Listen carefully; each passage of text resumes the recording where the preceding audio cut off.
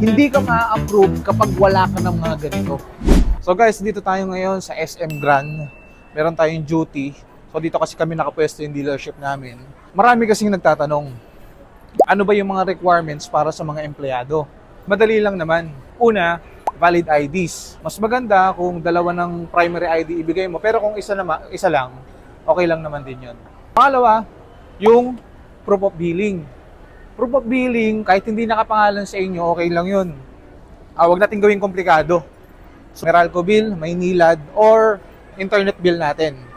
Next naman, ito para sa mga employed, kailangan natin ng Certificate of Employment, COE natin. Naka-indicate doon kung magkano yung salary natin, annually o kaya monthly. Tapos nakalagay din doon kung regular ba tayo or hindi. Okay, kung gano'n na tayo katagal.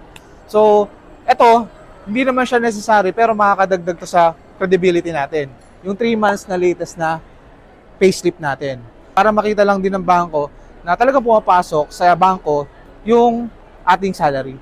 So actually guys, yun lang naman yung requirements natin, mabilis at madali lang. Kaya kung ikaw, ready na yung requirements ninyo, kontakin nyo lang ako sa aking contact number. Pero ayun nga, tara, mag-duty na ako.